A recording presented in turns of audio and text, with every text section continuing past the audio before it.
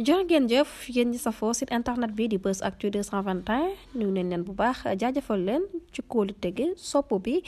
ak topp bi nga xamante ne rek yi nag ñu koy topp bu leen fàttee abonné di bës cloche de notification yi ngir mën a am yeneen i info kër yi day liggéey Macky Sall dañoo bëggoon tàggoog moom ci njekk mais baadoolo la comme que mu ngi nekk def ay yëfu baadoolo mi ngi saboté dëkk bi mi ngi créé ay postes yu bees di yokk salaire yi di signé ay CDI da nga maam jël corps gendarmerie bi daal koy sof ci li nga xamante ne mooy corps armée bi te loolu pour yokk doole Moussa Fall attention parce que Moussa Fall xam na ni dañ koy woo Moussa Fall xam na ni on va le convoquer dinañ mën a nag wooy dañoo amnistie mais amnistie bi terewul ñu topp Moussa Fall ci yoon amnistie bi terewul ñu topp leen ñoom ñi nga xamante ne ñoom ñoo takk ci dossier Adji Sarr bi parce que dossier Adji Sarr bi bokkul ci amnistie bi te Moussa Fall xam na ni dañ koy oo ci yoon Moussa Fall il sait que ne dañ koy convoqué parce que dossier Adji Sarr bi turam daf ci nekk moom Bassirou Gueye Antoine Félix Diome ñoom ñëpp Dior Diagne fàttewu ñu leen a ñoom ñëpp dañ leen di woo parce que dossier Adji Sarr bi bokkul ci amnistie bi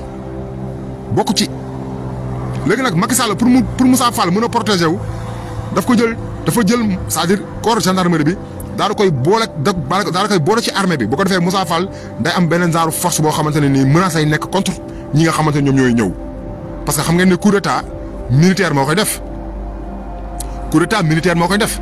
bu fekkee Macky Sall dafa jël nag gendarmerie bi dem daal leen yóbbu ci armée bi ça veut dire que gendarmerie aussi ñoom mun nañ def coup d'état lii la Macky Sall defal Moussa Fall léegi Moussa Fall dafa représenter benn menace contre ñi nga xamante ne ñoom mooy Bassirou Diomaye Faye loolu nag Moussa Fall daf koy utiliser pour mën a protéger boppam mais loolu génnewu ko ci parce que décret da koy abroger Macky Sall mënul décret yi mu jël yëpp man j'invite Bassirou Diomaye Faye à ce que bu toogee mu jël décret dindi li fi Macky Sall def magistrature bi mu changé li mu def fii yëpp par décret na Bassirou Diomaye Faye jël décret dindi loolu yëpp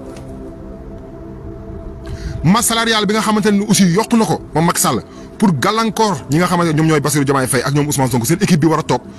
yokk bi mu yokk masse salariale bi c'est pour gàllankoor leen parce que buñ toogee ñoom dañu am ay jafe-jafe fay li nga xamante ne moom mooy salaire yi mais loolu amul problème parce que solution am na ci solution bi mooy nañ ñoom ñëpp lañ dem kër yi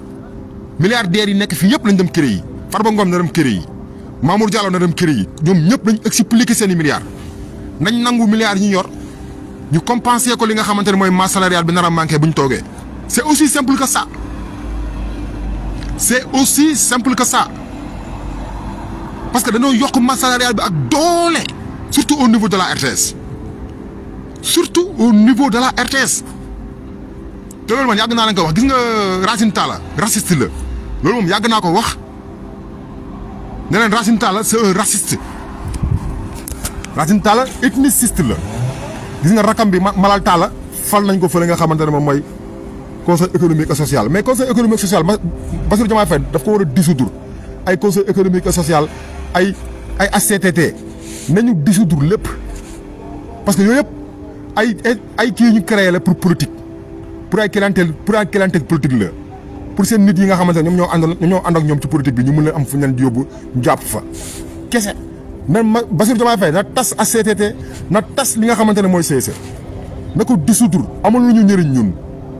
amul Sénégal benn njëriñ daa ngi dégg ay pour politique kese la waaw nu ko dindi.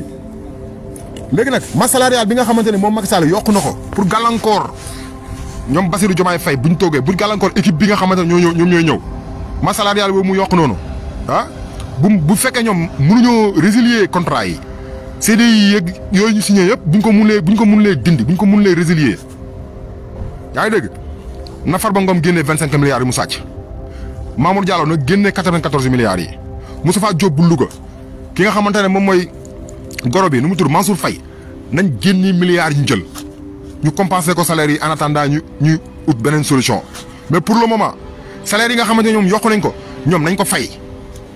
nañ génnee milliards yi ñu sàcc ci dëkk bi. ñu fay salaire yooyu en attendant ñu beneen xaalis boo xamante ne wala feneen foo xamante ne mën nañ fa jëlee lu ñu fayee salaire yi amuñu problème amuñu benn problème à ce que ñu fal ay doomu Sénégal ñu liggéey ci réew mi amuñu problème boobu mais façon bi ñu ko defee sabotage la quoi moo tax dañ ko def pour saboter dañ ko def pour gàllankoor indil Bassirou Diomaye Faye ay problème bu ko defee Bassirou Diomaye Faye toogee am problème mu fay salaire sénégalais jug dal ci kawam voyez voilà amul problème léegi Bassirou Diomaye Faye du am problème mu fay salaire parce que ñoom milliards yu sàcc dañ koy andi ñu fayee ko salaire yi c'est tout danoo sàcc ay milliards au Sénégal Farba Ngom 25 milliards la yor 25 milliards la Farba Ngom yor Mamour Diallo 94 milliards tu vois Mamour Diallo 94 milliards la sàcc Mansour Faye ku Covid bi li mu ci jël war na mat ay 6 milliards moom Mansour Faye li mu jël ci Covid bi léegi milliards yooyu na ko Bassirou Diomaye Faye récupéré fayee ko salaire yi en attendant un an bi ak année bi stop xaalis boobu mën na fay salaire yi nga xam ne ñoom ñoo ko yokk xaalis boobu ñu sàcc mënuñ ko récupérer mën nañ ko fay salaire yi en attendant ñuy rëq ndigg ay Youssou Ndour ay El Hadj Ndiaye ak ñeneen ñi nga xamante ne mosuñoo nangoo fay impôt ci dëkk bi en attendant ñu récupérer xaalis bi nga xamante ne nii moom moo nekk ci impôt yi pour continuer di fay salaire yi c'est tout parce que sabotage dañ nekk di def même kii Aminata Tall Sall actuellement ñu ngi defar ay passeport diplomatique yu bare di ko tasaare ci dëkk bi fu mu ne nii dañuy préparer opposition bi quoi ñoom maanaam dañoo war a nekk opposant dañuy bëgg nag créer benn base politique parce que APR moom day tas léegi nag pour maintenir leen moo tax ñu leen di defal privilège yi gis naa ko aussi Macky Sall ba tey muy takkal ay ordre national du lion ay ñoo xamante ne ay caaxaankat lañ mais nag waa système bi la ñi muy takkal ordre national du lion yëpp xam leen ni mooy ñi nga xamante ne ñoom ñooy dëgg nitu système bi Macky Sall jamono bii mu ngi exposé ñi nga xamante ne ñooy waa système bi c'est-à-dire mi ngi woon Sénégal ñen ñooy waa système bi ñi muy convoqué jamono yi yëpp fu mu ne nii mu ngi décorer rek dama bëgg ngeen xam ne ñëpp ñi Macky Sall nekk di décorer actuellement mooy ñi nga xamante ne ñoom ñooy dëgg nitu système bi ñoom la. na leen xàmmee na leen Bassirou Diomaye Faye xool bu baax a baax na leen xàmmee parce que dañuy ñëwaat dinañ ñëwaat de parce que système bi la ñuy dundee ñoo ñooy dëgg nag nitu système bi système bi la ñuy dundee dañuy dellu si waat parce que amuñu beneen revenu budul système bi seen revenu yëpp ci système bi lay jógee kon na leen Bassirou Diomaye Faye xàmmee Bassirou Diomaye Faye dama taal télé bi nga toog nga xool bu baax a baax ñi Macky Sall di nekk di décorer nii yëpp mooy ñi nga xamante ne ñoom ñooy dëgg nitu système ñoom ñooy posonu Sénégal yi ñoom ñooy posonu Sénégal ñoom seen bopp ñoom ñoo doon raylu booy yi gis ngeen gaa yi ngeen gis Macky Sall di leen décorer nii ñoom ñoo doon raylu booy yi ñoom ñoo doon woote ci suuf nan Macky Sall waaw force restera à la loi ñii la woon ñii ngeen gis Macky Sall di décorer ñii ñoo doon woote ci suuf waaw naan force restera à la loi ñii ñoo doon xabtal Macky Sall ñii ñoo doon xabtal ay Antoine Félix Diome ñii ñoo doon xabtal ay Moussa Fall ñuy rey ñoom la woon ñii Macky Sall ngeen gis Macky Sall di décorer yëpp ci palais bi ñoom la woon na leen Sénégalais yëpp xool xàmmee leen parce que dinañ ñëwaat parce que système bi lañ xam système bi lañ miin système bi lañ maîtriser système bi la ñuy dundee amuñu beneen revenu budul revenu bi seen maanaam li ñuy am ci système bi kese la ñuy dundee moo tax duñ ko bàyyi dinañ ñëwaat dinañ ut yeneen yoon yu ñu jaar wala ñu sol ay masque wala ñu peinture seen kanam yi mais dinañ ñëwaat wala ñu changer ay yére mais dinañ xool ni ñu jéem a jaaraatee ba ñëwaat jéem a duggaat ay Bassirou Diomaye Faye jéem a duggaat ay Ousmane Sonko jéem a duggaat régime bi fi nekk pour amaat continuer dundaat ci li nga xamante ne mooy kaw askan bi. kon Bassirou Diomaye Faye lii Macky Sall nekk di def actuellement nii ci palais bi c'est positif d'un côté sabotage la dëgg la parce que day saboter Macky Sall day saboter soi-disant day récompenser ñi nga xamante ne nii ñoom ñoo ko fidèle ñoom ñoo ko yàgg a jàppale mais ñoom ñoo doon raylu xale yi ñoo fi nekkoon naan force restera à la loi ñoom ñoo créé ay mots terrorisme yëpp ñoo ko créé ñoo fi nekkoon naan waaw ñii ay rebelle lañ ñii ay terroriste lañ gis ngeen mots yooyu noonu waa APR doon utiliser mots yooyu yëpp ngeen gis noonu waa nguur gi doon utiliser contre opposants yi contre ñi nga xamante ne ñoom ñooy manifestants yi ñii Macky Sall di décorer ñoo créé mots yooyu ñoo créé ay salafistes ñoo créé ay salafistes ñoo créé ay forces spéciales ñoo créé ay commando ñoom la ñii la waa système bi ñu ngi noonu Macky Sall di leen décorer kon nag na leen Sénégalais yëpp xool xamee leen Sénégalais xool leen ñii Macky Sall di décorer ñoom ñooy nitu système bi dëggantaan ñoom la ñoo doon taal dëkk bi ñoom ñoo doon xabtal Antoine Diome ñoo doon xabtal Moussa Fall ñoo doon xabtal Macky Sall naan ko waaw dëkk bi gis nga leen ay communicateurs traditionnels nga ci gis ay anciens ministres ay hommes d'affaires ñoom la kon na leen sénégalais xàmmee na leen Bassirou Diomaye Faye xàmmee na leen waa Pastef xàmmee ah ba nga xamante ni bu subaa bu ñu bëggee utaat ay prox ndool pour ñëw dugg si waat ñu ne jeex na waaw loolu nag mooy côté positif bi nga xamante ne nii am na ci décoration Macky Sall nekk di décorer gars yi nii côté positif bi loolu kese la ci sinon sabotage kese la voilà sabotage la Macky Sall nag ñu ñoo bëggoon tàggoo ak moom ci njëkk ak teranga mais nag jamono bi ce n'est plus possible parce que mu ngi saboter réew mi Macky Sall mu ngi saboter réew mi mu ngi caxatee li nga xamante ne moom la fi dese ci lu mu mën a yàq mu ngi koy yàq mu ngi raxas palais bi mu ngi defar ay nomination yu bees yoo xamante ne day yokk masse salariale bi ba nga xamante ne ñoom ñii bu ñu fi toogee dañuy am problème mu fay salaire yi mu ngi koy def moo ngi jéem a xool lu mu préparé wat li nga xamante ne moom mooy opposition bi parce que nomination yi yëpp ñi mu nommé ñëpp ñoom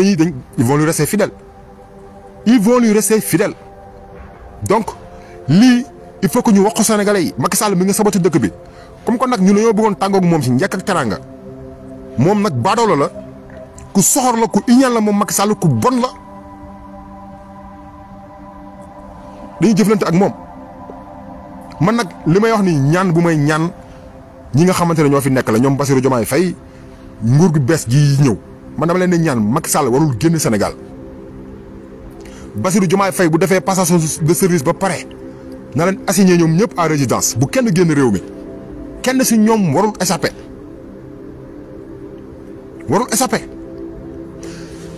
beneen affaire bu may daanalee mooy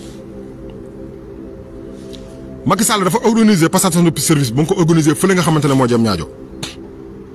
mais man su ma soñoon Bassirou Diomaye Faye du dem jëm ñaajo su ma soñoon man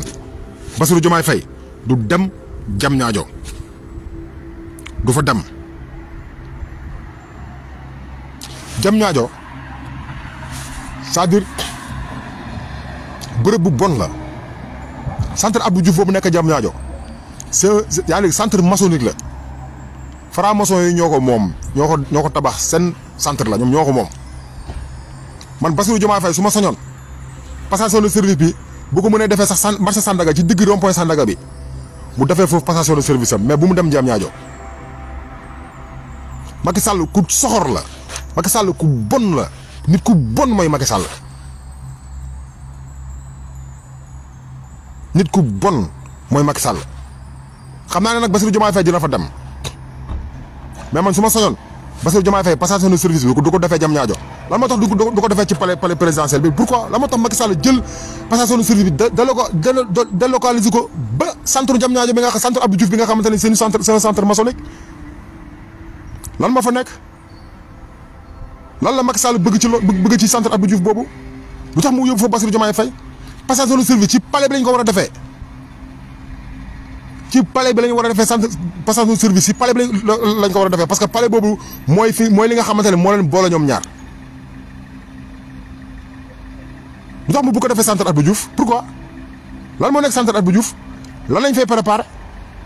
lan la ñuy waajal foofu on ne sait pas mais Macky Sall nekk na nit koo xamante ne ñun mënuñu am ci moom confiance parce que doomu xaram la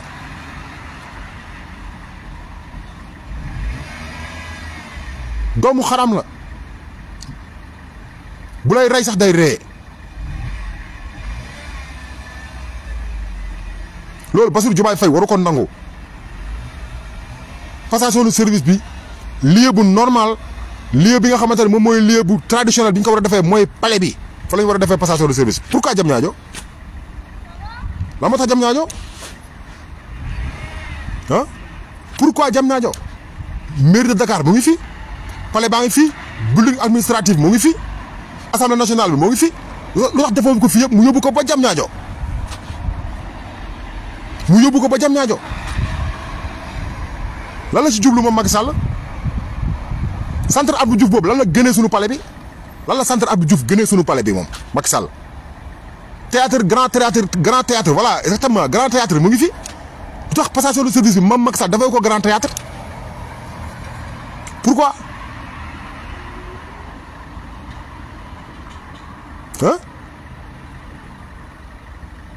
loolu Bassirou Diomaye Faye waru ko nangu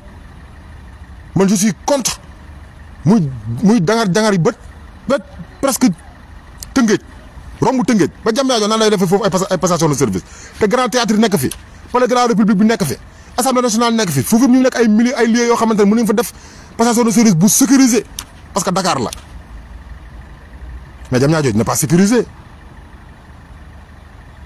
Diamniadio centre grand théâtre moo ko ëpp sécurité grand théâtre bii moo ëpp sécurité Diamniadio lu tax Macky Sall jël passation de service di ko yóbbu ba Diamniadio di ko fa def jee pourquoi grand théâtre xanaa xajuñu fa bu nekk luxe la grand théâtre moo gënoon luxe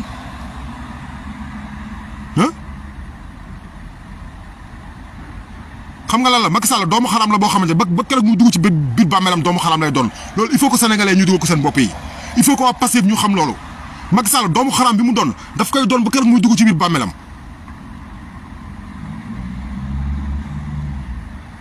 daf koy doon ba keroog muy dugg ci biir bàmmeelam doomu xaram lay doon man nag bëgguma wax li nga xamante ne moo nekk au fond de ma pensée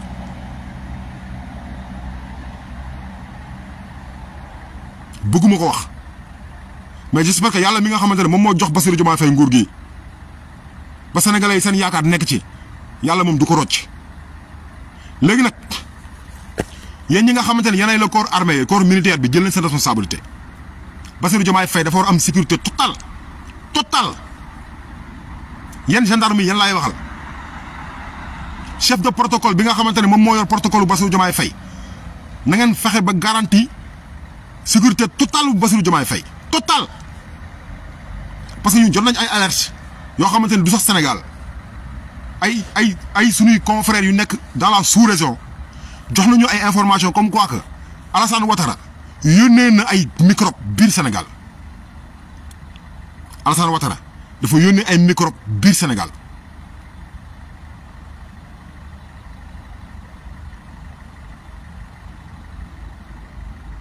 te Alassane Ouattara xam ngeen ni moom mooy sa monstre bi nga xamante ne moom Alassane Ouattara moom moo fi représenté ñi nga xamante ne ñoom ñooy France Afrique bi Alassane Ouattara mooy seen ambassadeur fii ci Afrique sale boulot yi def yëpp Alassane Ouattara moo koy coaché Alassane Ouattara moo koy coaché yi salte yi nga xamante ne tubaab bi ñu ngi koy réussir Afrique de l'Ouest yëpp zone CEDEAO bi Alassane Ouattara moo koy coaché donc yéen militaire sénégalais yi yéen gendarmerie nationale bu Sénégal yéen police bu Sénégal jël leen seen responsabilité passation de service bi nañ ko sécuriser ba mu mat sëkk Bassirou Diomaye Faye nu mu fay demee na ñibbee noonu je vous le dis ñii du ñu bàyyi Macky Sall même bu wàccee nguur gi du bàyyi ñu nag suñuy wax dafay naqari mais nag ñun on préfère di sóor que dara duñu bett on préfère sóoraale lépp que affaire di dal suñu kaw